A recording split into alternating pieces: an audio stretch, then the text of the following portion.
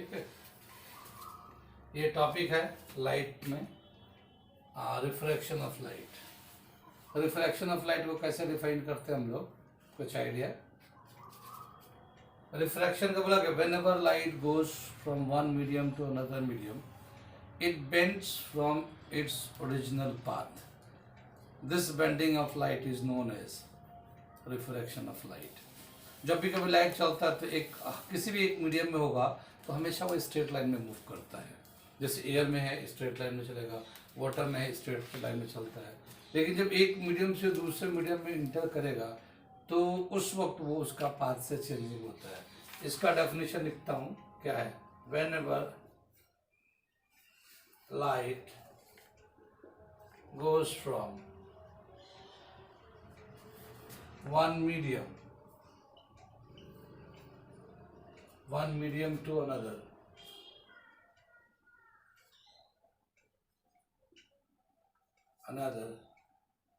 it bends from its original path,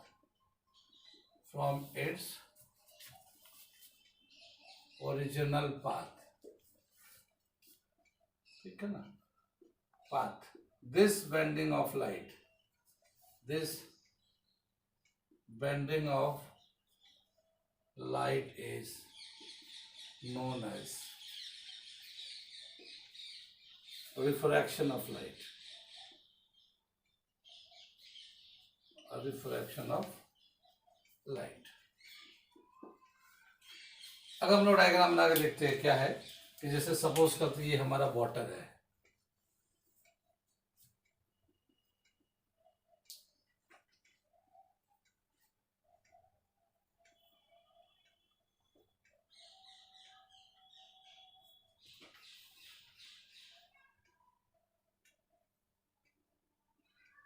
ठीक है ना, ये हमारा वाटर है।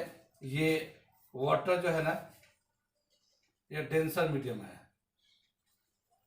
ठीक है ना, और ये एयर है हमारा ऊपर में, ये रेयर मीडियम है, ठीक है ना। इसे मिटा दो, लिख लीजिए। तो ये रेयर मीडियम है, इसको मिटा दे डेफिनेशन को।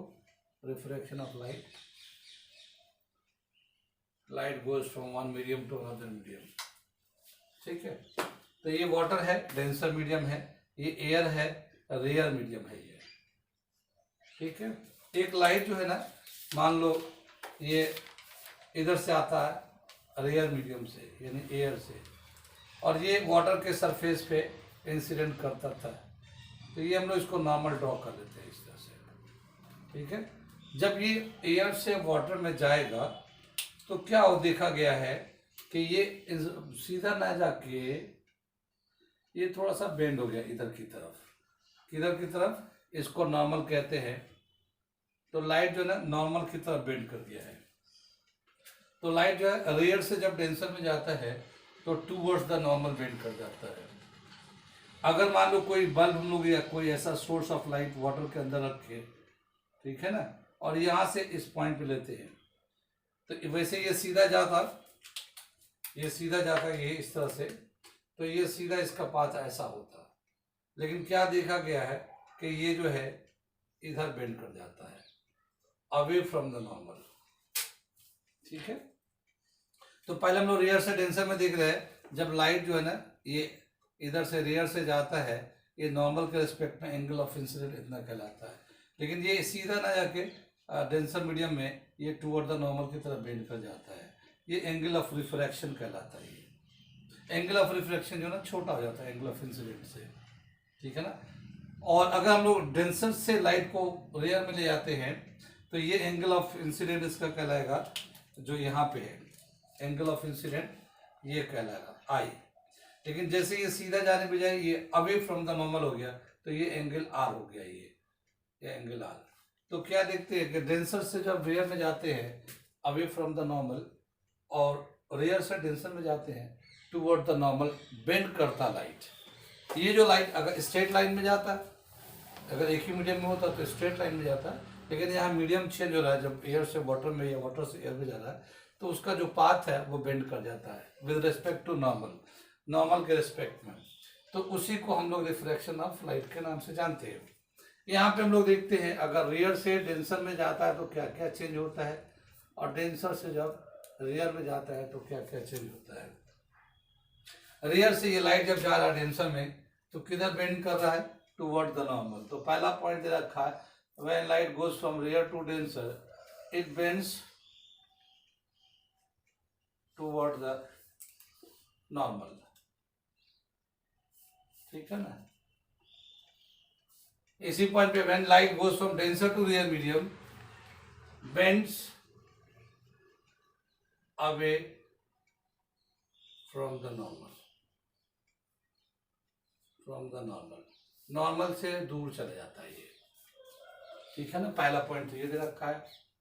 दूसरा पॉइंट दे रखा है इसमें, जब ये रियर से डेंसर में जाएगा तो angle I is greater than angle R, angle of incident is greater than angle of refraction. लेकिन डेंसर से जब रियर में जाएंगे तो क्या रखें, angle I is less than angle R. Angle of incident जो है ये वाला एंगल, ये छोटा होगा, एंगल आर बड़ा होगा ये। ठीक है। आगे दे रखा है इसमें, एक होता है रिफ्रैक्टिव इंडेक्स। रिफ्रैक्टिव इंडेक्स इधर मैं समझा रहा हूं, ये पॉइंट ऐसे लिख लीजिए इसको। Refractive index,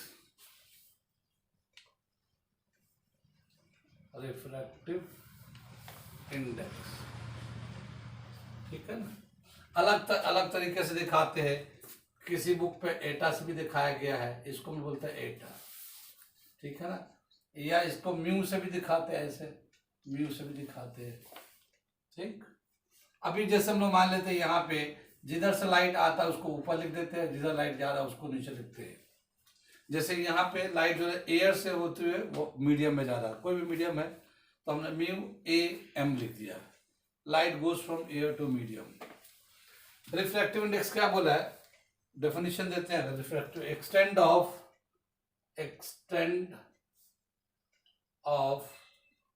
bending of light, extent of bending of light when it enter from one medium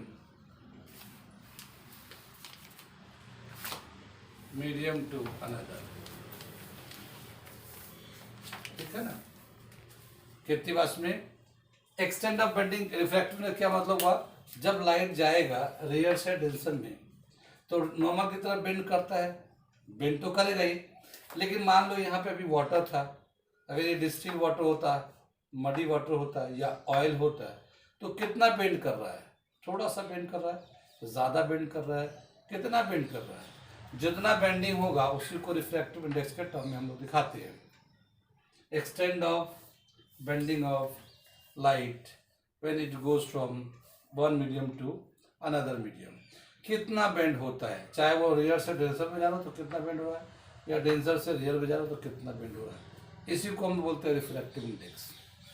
refractive index निकालने के लिए कुछ फॉर्मूले दिए गए, जिसमें एक फॉर्मूला है स्नेल्स लॉ। ठीक है ना। स्नेल्स लॉ 10th क्लास में दे रखा है, तो हम लोग निकाल रहे हैं स्नेल्स लॉ। क्या बताया इसमें स्नेल्स लॉ के अकॉर्डिंग कि refractive index is equal to mu air to medium ही ले लेते हैं, अभी लाइट एयर से मीडियम में जा रहा है, mu sign I upon sine R. ठीक है ना।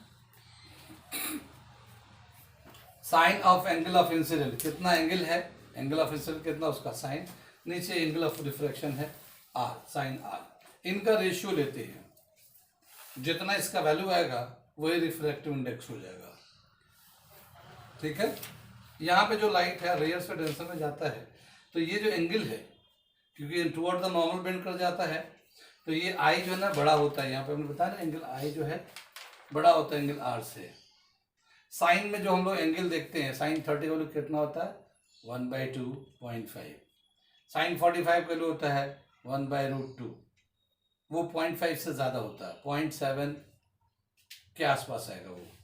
ऐसे ही साइन 60 का वैल्यू लेंगे तो √3/2 होता है, ठीक है। वो भी 8 पॉइंट समथिंग के 0.85 के आसपास आएगा उस तरह से। तो क्या समझ में, जैसे जैसे एंगल बढ़ता है साइन के टर्म में वैसे इसका वैल्यू बढ़ता है। तो यहाँ पे साइन आई तो ज्यादा है, आर कम है, तो इसीलिए इसका वैल्यू जो है ना, म्यू का वैल्यू ग्रेटर देन 1 आएगा। क्या? Greater than 1। तो ये म्यू जो यहाँ पे आएगा medium to air to medium में जाएगा तो ग्रेटर देन 1 आएगा ये, ठीक है ना। Refractive index when light goes from rarer to denser medium, rarer से जब भी कभी डेंसर में जाता है तो रिफ्रैक्टिव इंडेक्स ग्रेटर देन 1 आता है, ठीक है ना। और डेंसर से रेयर में जाएगा तो लेस देन 1 आ जाएगा, उल्टा हो जाएगा उसका। तो क्या समझ में आया कि यहाँ पे रिफ्रैक्टिव इंडेक्स लिख सकते हैं, light goes from rarer to denser, mu is greater than 1, ठीक है ना। रिफ्रैक्टिव इंडेक्स 1 से ज्यादा आएगा।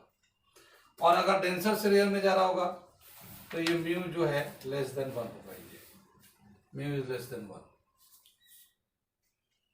ठीक। अभी हम लोग क्वेश्चन करेंगे तो समझ में आएगा क्वेश्चन में कैसे 1 से कम तक कैसे ज्यादा होता है। ये तीसरा रिफ्रैक्टिव इंडेक्स हो गया। रिफ्रैक्टिव इंडेक्स ये तो हमने स्नेल्स लॉ से निकाला, स्नेल्स का हमने एक फॉर्मूला दे रखा sine I upon sine R. दूसरा भी एक तरीका है निकालने का, स्पीड ऑफ लाइट के, स्पीड ऑफ लाइट के हेल्प से भी हम लोग निकाल सकते हैं। क्या दे रखा है स्पीड ऑफ लाइट में, कैसे निकालेंगे स्पीड ऑफ लाइट से वो देखते हैं। यहां मिटा दे रहे हैं इसको,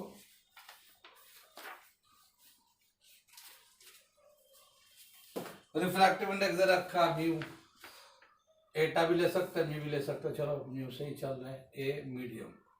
क्या स्पीड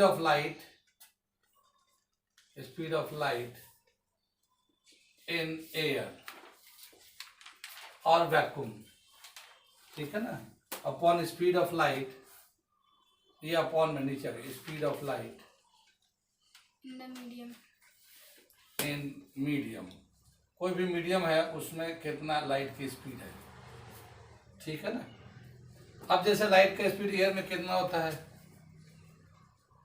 लाइट का स्पीड एयर में कितना है, उस दिन बताया तो था हमने, स्पीड ऑफ लाइट जो है सी से दिखाते हैं 3 × 10⁸ मीटर पर सेकेंड, ये एयर में है। वाटर में दे रखा है इसका speed of light in water, ये सी ले लिया, वी वाटर लेते, velocity of light in water कितना आ जाता है ये हमारा 2.25 10⁸ मीटर पर सेकेंड, ये वाटर के अंदर है ये। और speed of light in glass अगर लेना चाहेंगे तो ये 2 × 10⁸ मीटर पर सेकेंड, ये ग्लास के अंदर है ये स्पीड दे रखा है, ठीक है ना। अगर हम लोग इसका रिफ्रैक्टिव इंडेक्स निकालना चाहते हैं स्पीड के रिस्पेक्ट में, तो म्यू, अगर लाइट जा रहा है mu air to water, light कहाँ से कहाँ जा रहा है, एयर से वाटर में जा रहा है, तो लाइट का स्पीड एयर में कितना है 3 × 10⁸ मीटर, और वाटर में कितना है 2.25 10⁸ मीटर पर सेकेंड।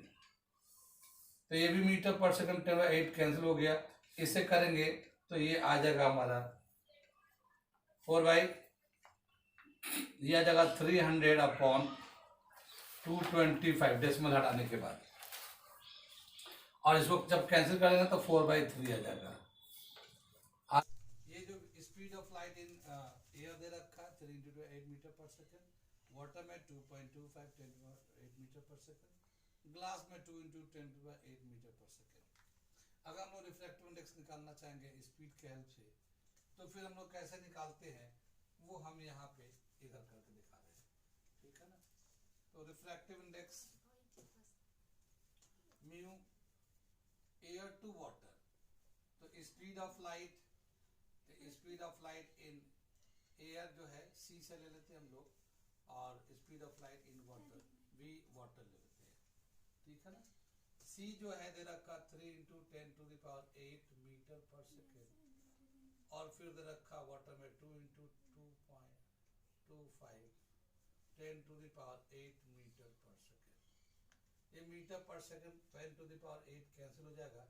इसे जब सिंप्लीफाई करेंगे तो ये 300/225 आ जाएगा और ये 4/3 आ जाएगा। तो refractive index of water, refractive index of water कितना जाएगा 4/3।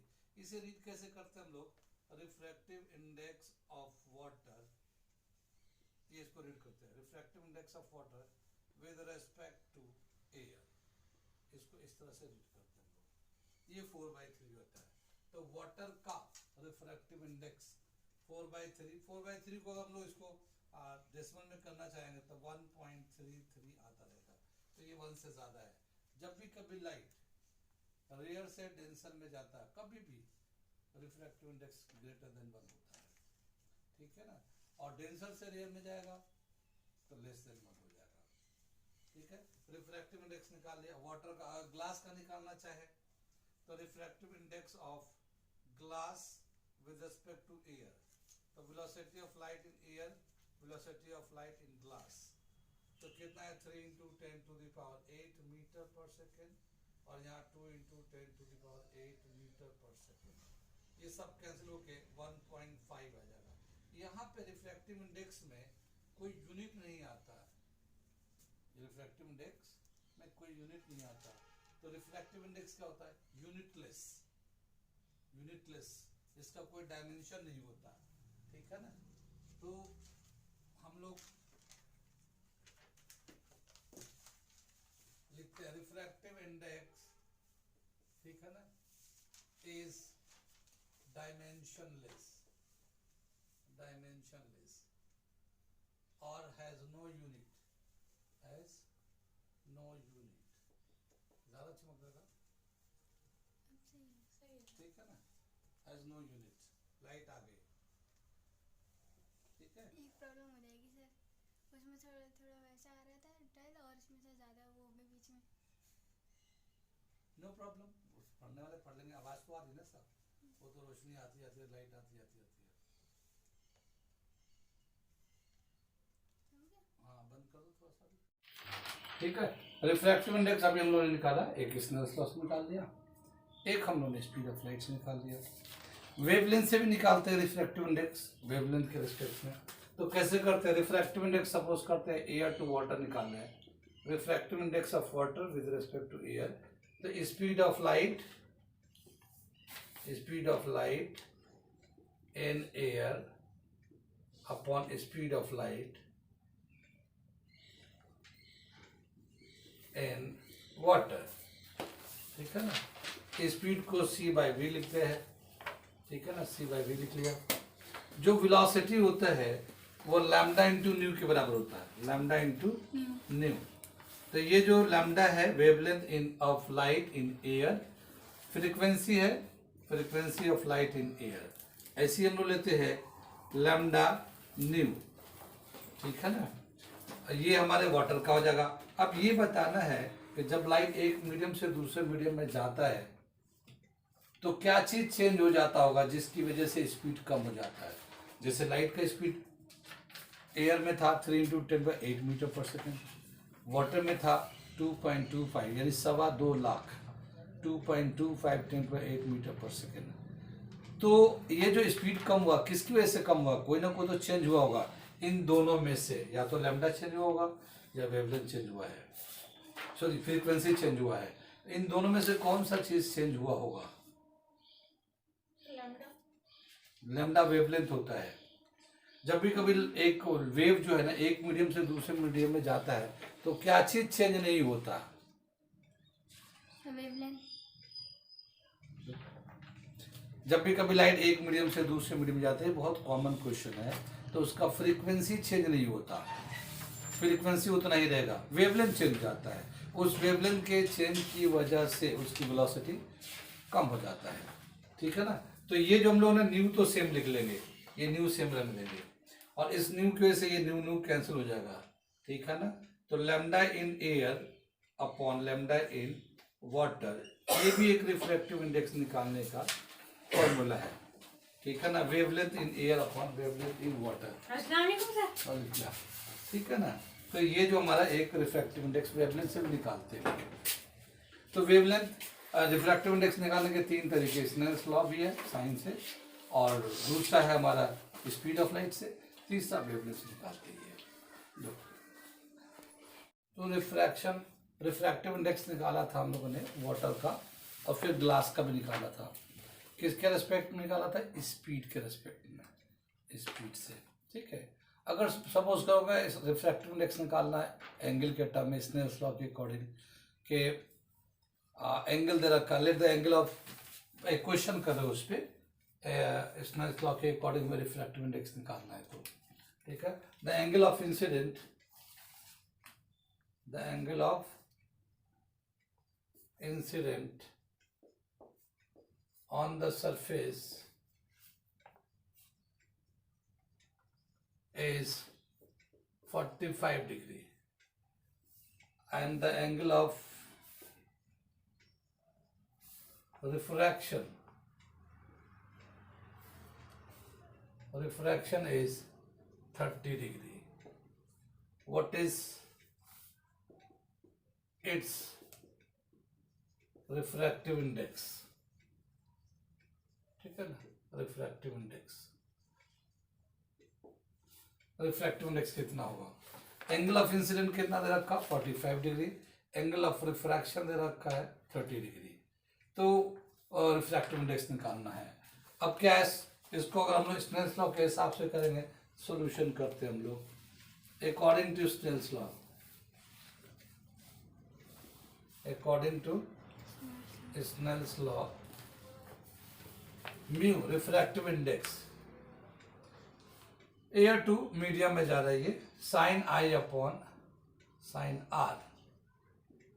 ठीक है ना, साइन आर, साइन आई कितना दे रखा? 45 degree angle of incident, and sine R 30 degree. ठीक ना, साइन 45 का वैल्यू कितना होता है? 1/√2, और साइन 30 का वैल्यू होता है 1/2। ठीक है, ये 2/√2 हो जाएगा और ये √2 हो जाएगा। ठीक है ना, तो रिफ्रैक्टिव इंडेक्स क्या आ जाएगा इसका? एयर टू मीडियम का और √2, या फिर 1.414 भी लिख सकते हैं इसको, √2 का वैल्यू। तो ये स्नेल्स लॉ के हिसाब से इस तरह से angle incident, angle of refraction दिया रहेगा, तो उसका हम रिफ्रैक्टिव इंडेक्स निकालते हैं। बहुत सारे मीडियम है, उनका अलग अलग रिफ्रैक्टिव इंडेक्स होता है, अलग अलग मीडियम का रिफ्रैक्टिव इंडेक्स अलग अलग होता है। सबसे ज्यादा रिफ्रैक्टिव इंडेक्स होता है डायमंड का। एक चार्ट दे रखा पूरा एनसीईआरटी में, और अलग अलग मीडियम का अलग अलग रिफ्रैक्टिव इंडेक्स दे रखा है, लेकिन सबसे ज्यादा रिफ्रैक्टिव इंडेक्स होता है refractive index, highest refractive index is of diamond। ठीक है ना, and its value is 2.42। value is 2.42। इतना रिफ्रैक्टिव इंडेक्स का डायमंड का वैल्यू होता है। ठीक है, अभी जैसे स्नेल्स लॉ के हिसाब से उन्होंने प्रॉब्लम किया, एक दे रखा है स्पीड ऑफ लाइट के हिसाब से कैसे रिफ्रैक्टिव इंडेक्स से प्रॉब्लम करेंगे। तो एक नेक्स्ट प्रॉब्लम कर रहे हैं हम लोग, द रिफ्रैक्टिव इंडेक्स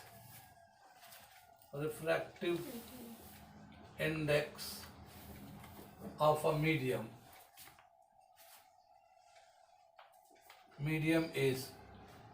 हटाइए, ग्लास लिख लेते हैं। Refractive index of glass is 1.5। Refractive index का कोई यूनिट नहीं होता, पहले बता रखा, कोई यूनिट नहीं होता। 1.5। What is the speed of light in glass? What is the speed of light in glass? Glass में लाइट की कितनी वेलोसिटी होगी? Speed of light in air जानते हैं कितना होता है? 3 × 10⁸ मीटर पर सेकेंड। तो ये तो हमें याद रखना पड़ेगा। तो रिफ्रैक्टिव इंडेक्स अगर हम लोग करना चाहते हैं स्पीड के रेस्पेक्ट में, तो कैसे निकालेंगे? सॉल्यूशन करते हैं। Refractive index is equal to speed of light in air, speed of light in air और वैक्यूम भी ले सकते हैं, vacuum upon speed of light in glass. ठीक है, ये दो स्पीड ऑफ लाइट हमें निकालना है, ग्लास के अंदर कितना स्पीड ऑफ लाइट है। तो रिफ्रैक्टिव इंडेक्स इसको म्यू से दिखा देंगे, तो ये 1.5 हो गया रिफ्रैक्टिव इंडेक्स, ऑलरेडी क्वेश्चन में दे रखा है। Speed of light in vacuum और एयर 3 × 10⁸ मीटर पर सेकेंड, और speed of light in glass हम लोग ऐसे लिख लेते हैं। ठीक है ना, इसको इधर लाएंगे तो speed of light in glass जो होगा ये इस तरह से लिख लिया 3 × 10⁸, और ये 1.5 इसके नीचे आ गया।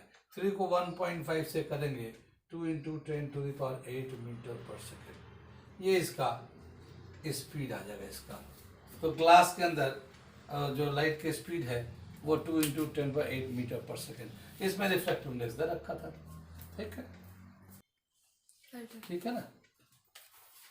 एक और क्वेश्चन करते हैं, ये देखते हैं क्या है। मोनोक्रोमेटिक लाइट,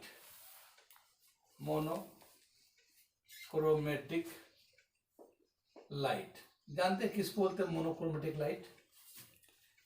एक कलर वाला लाइट को, जैसे वो जो लाइट होता है हमारा 7 कलर का कंपोजिशन होता है, और उस 7 कलर्स को कैसे याद करते हैं? विवग्योर से। जब लाइट को प्रिज्म से पास करते हैं तो वह स्प्लिट कर जाता है 7 कलर्स में, उनकी जो बेंडिंग का ऑर्डर होता है स्प्लिट करने के बाद, तो उसको याद रखने के लिए हम लोग विवग्योर से याद करते हैं। तो व्हाइट लाइट जो है ना 7 कलर का कंपोजिशन होता है। अगर कोई एक कलर का लाइट यूज करते हैं तो उसे हम लोग कहते हैं मोनोक्रोमेटिक लाइट। तो monochromatic light of wavelength 600 nanometre, ये थोड़ा क्वेश्चन अलग हटकर है तो उसको समझाते हैं इसको। 600 nanometre, what is the wavelength? ठीक है ना, 600 nanometre is incident from air to water surface,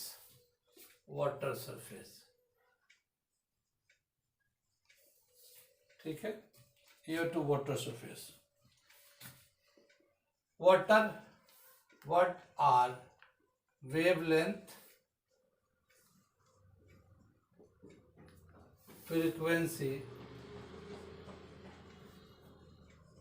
and speed of light,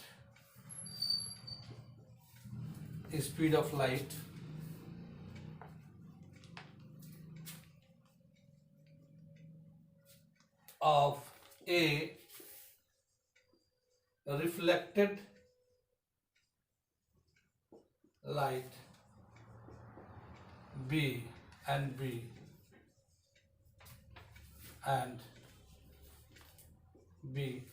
refracted light।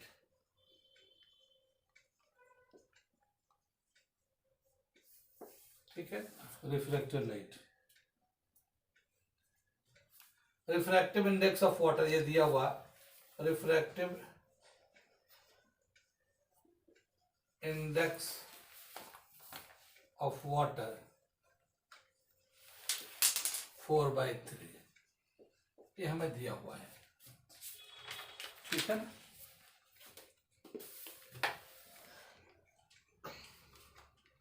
ये सवाल समझ लिए। एक मोनोक्रोमेटिक लाइट है, एक कलर का लाइट है जिसका वेवलेंथ 600 नैनोमीटर।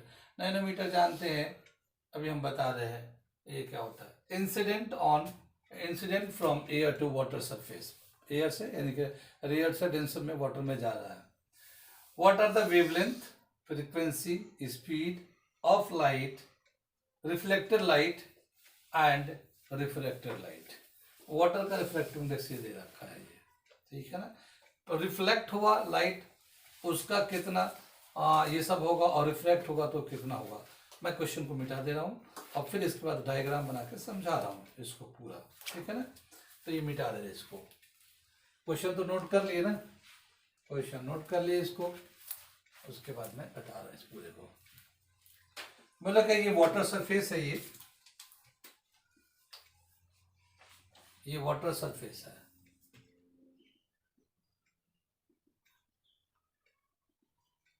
यहाँ पे एक लाइट जो है ना इंसिडेंट करता है इस तरह से, ठीक है।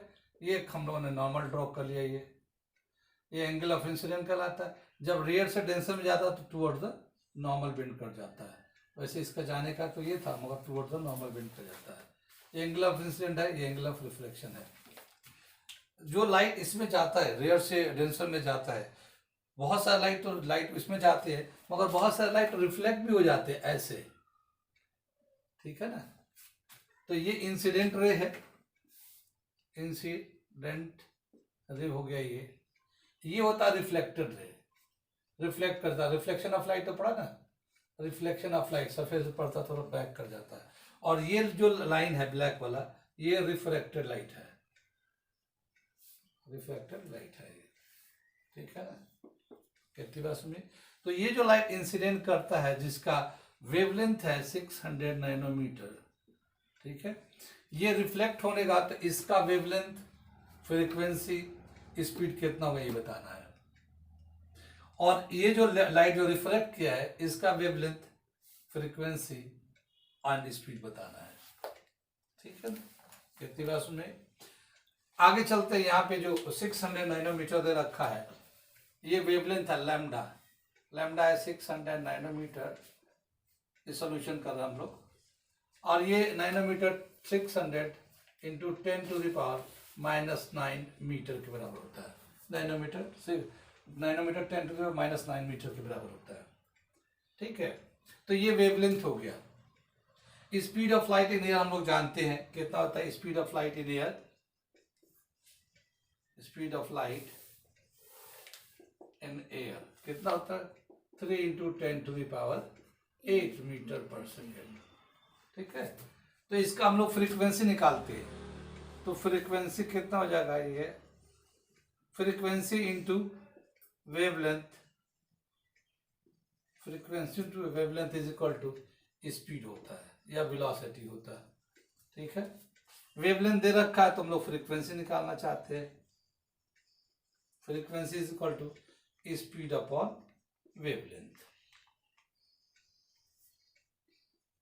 स्पीड कितना, 3 into 10⁸ metre per second, 8 metre per second.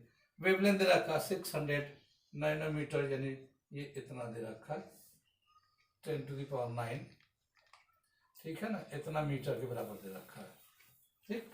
ये मीटर से मीटर कैंसिल होगा। ये 9 जो है ना माइनस में है, ये ऊपर जाके प्लस में हो जाएगा, ठीक है ना। ये 9 जो है माइनस में है, ऊपर जाके प्लस में हो जाएगा। तो 8 में 9 प्लस करेंगे तो 17 हो जाएगा। तो 3/600 इंटू 10⁻17, ठीक है, ये आएगा इसका। ये मीटर में ही रहेगा, ठीक है ना। नहीं, इसको पर सेकेंड आ जाएगा, ये पर सेकेंड। ये मीटर मीटर कैंसिल कर देगा और ये जो है ना अब सेकेंड बच जाएगा, तो वो पर सेकेंड आ जाएगा। इसको हर्ट्ज, फ्रीक्वेंसी का हर्ट्ज भी होता है, पर सेकेंड भी होता है, ठीक है। अब ये 2 0 इससे कट जाएगा, 2 0 इसमें काट देगा और इससे कट जाएगा। तो क्या मिलेगा, 1/2 10⁻15, ठीक है। अगर हम लोग एक और 0 इससे ले लेते हैं तो 10/2 10⁻14, ठीक है ना। ये कैंसिल करेंगे तो 5 इंटू 10⁻14। इसको हम लोग पर सेकेंड भी लिख सकते हैं, ठीक है ना। और ये हर्ट्ज भी होता है, इसका यूनिट हर्ट्ज होता है, फ्रीक्वेंसी का यूनिट आ रहा है, ठीक है ना। तो ये पर सेकेंड भी होता है, फ्रीक्वेंसी का यूनिट हर्ट्ज भी लिख सकते हैं, इसको हर्ट्ज भी यूनिट होता है। तो फ्रीक्वेंसी कितना होगा, ये जो रिफ्लेक्टेड लाइट है, ये तो लाइट जो ना, देखिए ये लाइट जो ना एयर से आया है और एयर में ही चला गया है, तो इसमें वेवलेंथ भी उतना ही रहेगा, फ्रीक्वेंसी भी उतना ही रहेगा, स्पीड भी उतना ही रहेगा। तो ये जो वेवलेंथ है, ये जो स्पीड है और ये जो फ्रीक्वेंसी है, ये रिफ्लेक्टेड लाइट का लिख सकते हैं। क्या चीज का, किसका, रिफ्लेक्टेड लाइट। तो ये रिफ्लेक्टेड लाइट का wavelength, frequency and speed of light हो गया, ये रिफ्लेक्टेड लाइट का इसका। क्योंकि एयर में जो लाइट है उसका जो वेवलेंथ, फ्रीक्वेंसी और स्पीड कोई चेंज नहीं होगा। आगे चले सर रुक जाइए ताले।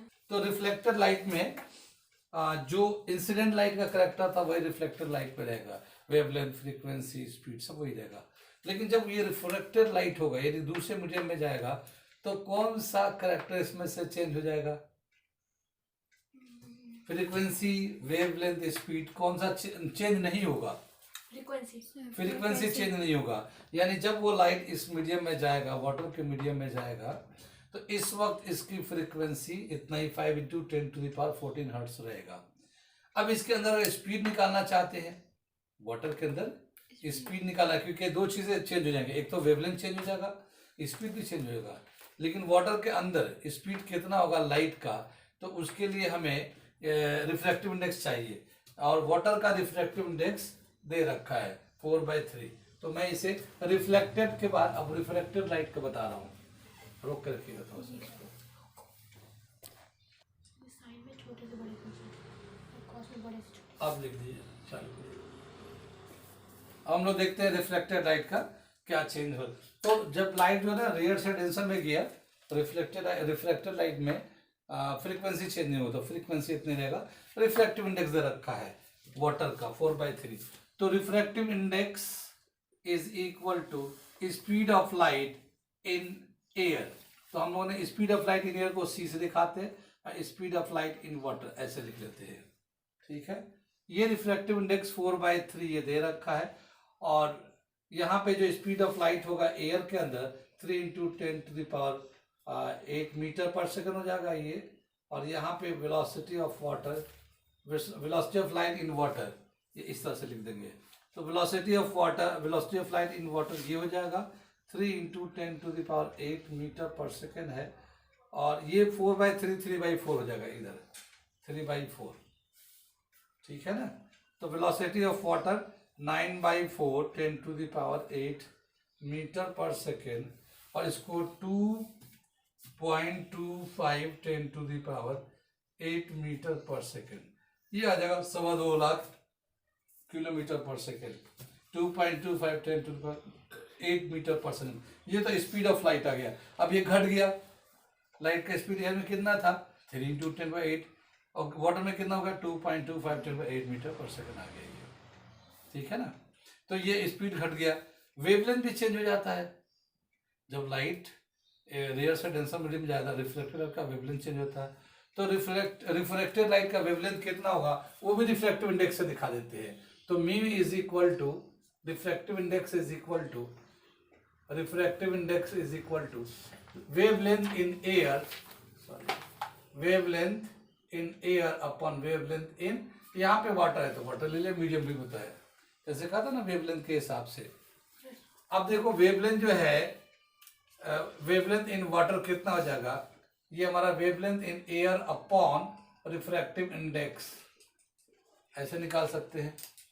वेवलेंथ इन वाटर जो है, वेवलेंथ इन एयर 600 नैनोमीटर था, ये 10⁹ मीटर है ना, और रिफ्रैक्टिव इंडेक्स कितना है 4/3 है ना। ये इसको करेंगे तो कितना जाएगा 600 10⁻⁻9 3/4, ऐसे कर लिया हम लोगों ने। ठीक है ना, वेवलेंथ इन वाटर, इसको 4 से कैंसिल कर देंगे तो 150 आ जाएगा। ये 4 से कैंसिल कर 150, 3 से मल्टीप्लाई करेंगे 450 आ जाएगा 10⁻⁻7 नैनोमीटर, ये वेवलेंथ इन वाटर है। अब अगर हम लोग ऐसे ही इसको, सॉरी ये 9 रहेगा 10⁹9, ठीक है ना, 9 मीटर है ये, 10⁹9 मीटर है। अगर हम लोग ऐसे ही छोड़ दें तो ये हो जाएगा 450 नैनोमीटर वेवलेंथ इन वाटर। ठीक है ना। अब देखिए घट गया वेवलेंथ, 450 हो गया ये, जबकि एयर में कितना था 600 नैनोमीटर था, वही वाटर में जाके वेवलेंथ 450। ऐसे कैलकुलेट करेंगे वेवलेंथ रिफ्लेक्टिव का। तो यहाँ पे दोनों को कंपेयर किया गया कि जब लाइट इंसिडेंट करेगा सरफेस पे तो रिफ्लेक्टेड का वेवलेंथ, फ्रीक्वेंसी, स्पीड कितना होगा, और रिफ्रैक्टेड लाइट का वेवलेंथ, फ्रीक्वेंसी, स्पीड कितना होगा। तो इसमें रिफ्रैक्टेड लाइट का वेवलेंथ कितना हो गया 450 नैनोमीटर, फ्रीक्वेंसी कितना है 5 इंटू 10⁻14 हर्ट्स, क्योंकि फ्रीक्वेंसी चेंज नहीं होता, स्पीड लेकिन चेंज होता है, तो वो स्पीड दे रखा 2.25 × 10⁸ मीटर पर सेकेंड।